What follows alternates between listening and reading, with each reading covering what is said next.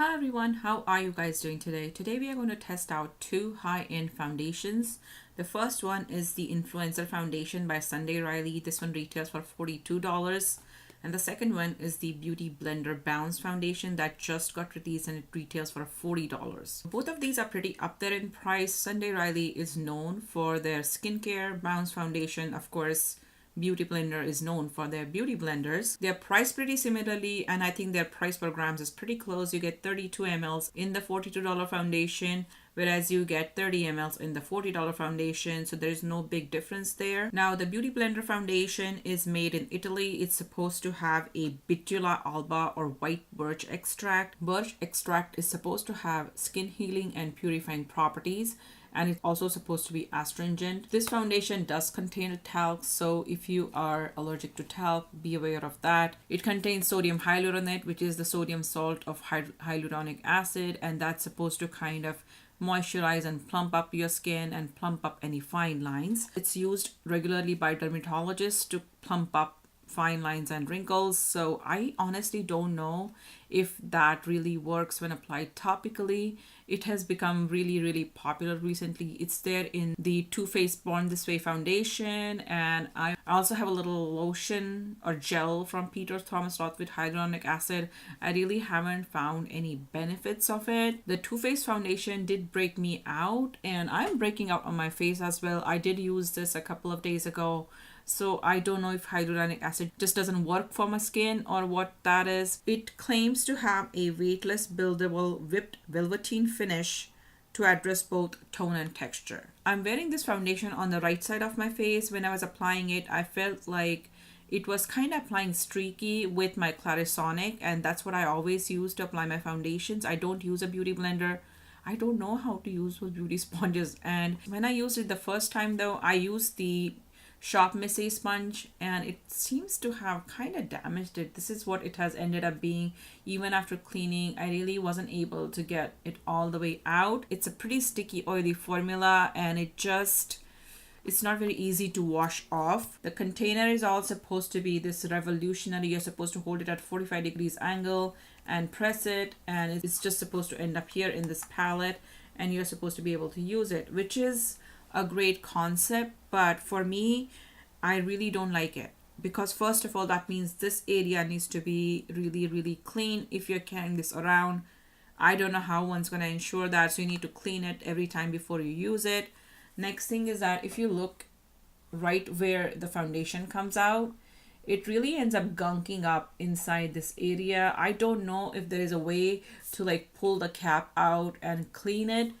I tried to like use some soap and run this under water, but this foundation is pretty waterproof. I wasn't able to get it out. I actually took a toothpick and tried to clean it up, but it's still not clean, up to my requirements at least. So I don't feel good about it. I would have preferred like a regular pump with a cap on top. It has this little button on the back side which you're supposed to be able to slide to lock the pump.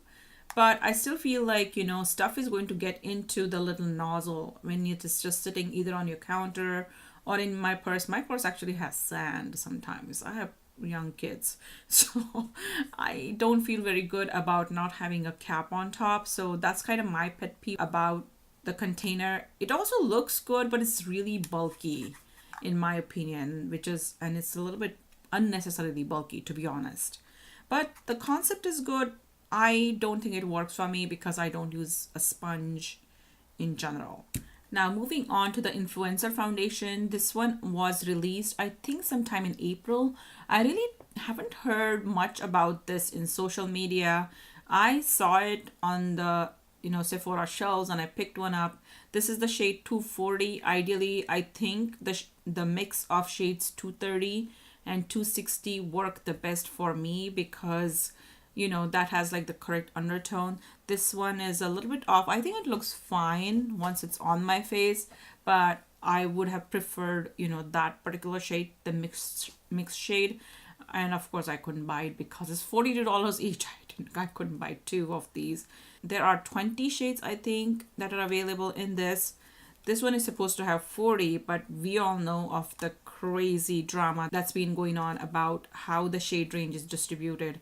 Companies really need to like stop doing that and start coming up with more evenly distributed shade ranges. The shade range for this one is pretty evenly distributed according to me. However, at Sephora, they only had about 10 shades available to test out. I don't know why companies do that. It's very difficult to choose a foundation just based on pictures online. Anyways, now this one makes a lot of claims. It's supposed to have a satin matte finish, medium to full coverage. It's supposed to be quick to apply, and it's supposed to conceal redness, large pores, dark spots without settling into fine lines, and it's supposed to control oil without rehydrating. This is also supposed to be talc, gluten, parabens, and cruelty free. The bounce does not say it's cruelty free, so I don't know if the foundation or the ingredients are tested on animals on a regular basis, so I don't know the deal with that. Yeah, at least on the packaging or on the bottle, nowhere I could see the cruelty free bunny or any of the other symbols. I personally like this packaging. I think it's pretty minimalistic. It actually makes me feel like this is a skincare, which I like, and it does have a lot of claims to that too. This is supposed to have Canadian willow herb, which is supposed to be anti-aging, anti-inflammatory, anti-irritant, and also possibly whitening, or like, it reduces hyperpigmentation. Then it's supposed to have oat for moisturizing, and which is also again anti-inflammatory. Chamomile, which is again calming, smoothing. It gives you temporary relief from redness and irritation as well as dry skin. It's also supposed to have ginkgo biloba, which contains flavonoids, and it's antioxidant, and applied topically it may reduce wrinkles and appearance of fine lines. It's supposed to help oily skin, and if you have clogged pores, it's supposed to improve on that. It has green tea, which again is supposed to help DNA repair, protect against DNA damage caused by UV rays. It's green tea supposed to be antibacterial, anti-inflammatory, and then it also has northern truffle extract, which is supposed to be moisturizing. It's supposed to improve hyperpigmentation, reduce dark spots. It's supposed to have B3, which helps repair damaged skin. So this one has supposedly a lot of ingredients which basically reduce wrinkles. It's DNA protective, and it's supposed to kind of reduce any damage to your skin. When I applied it, it does stand up to its claim that it is very quick to apply. It was much quicker than the Bounce foundation. I did not feel any streakiness or any kind of weirdness going on. Now today I have two pretty equal pimples going on my face, and looking at them, I do feel like this is more of a medium coverage. The Bounce foundation gives you more of a full coverage. Now I don't know what's going on in the middle of my chin here, but I felt like the foundations just weren't sticking to it, either of them. And there's again like a weird streaky business that's going on the top of my nose. I don't know if it's because I have the two foundations on the two sides and they don't agree with each other, so wherever they're touching, they are kind of doing some weirdness. I don't see that on my forehead. I had recorded a full video for just the Sunday Riley foundation, and that was my first impression, and I really liked it that day. The box mentions that you can apply this foundation directly on top of your skincare, so I did a little side-by-side test that day with primer on one side and no primer on the other. The foundation I'm really impressed with. I think it looks really good. I still think that on the non-primer side, I can see some of the lines way more than what I can see here. But then every time I have worn it afterwards, I didn't really like it. And I have tried the Bounce foundation before as well, as I told you guys, and I did not like that as well. So I thought, why not wear them side by side today, and we'll do a full day wear test. Now with respect to the shades, as I told you guys, for the Sunday Riley, my best match is when I have to mix two foundations.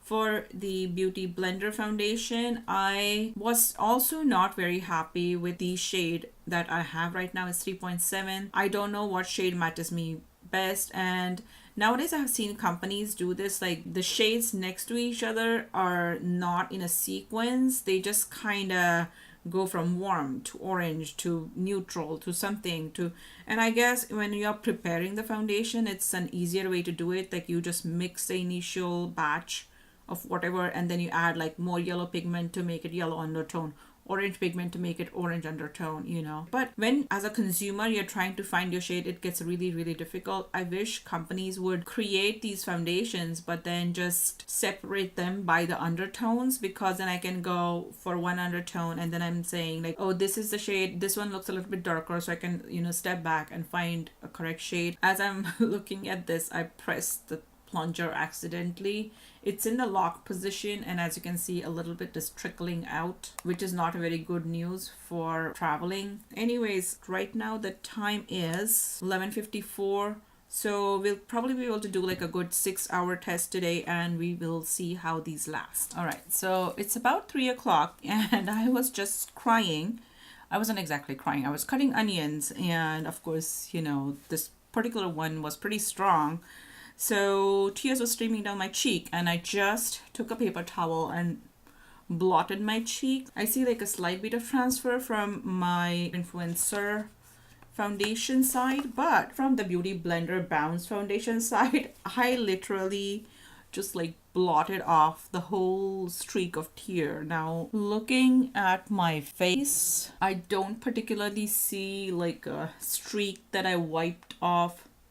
Maybe it is here. I don't know what I exactly wiped off. Then of course, like I wiped my nose, and I'm not showing you guys boogers, but I ended up wiping off a bunch of foundation from the tip of my nose. The time is now 8:44 p.m. I've been wearing this foundation for about 9 hours.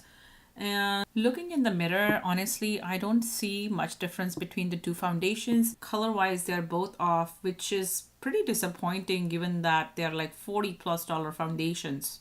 And when a foundation costs like that much, I feel like it better just match me, and these don't. So I feel like they're both fails. At least with the Sunday Riley one, I feel like there are more skincare benefits. I still feel that this is just medium coverage.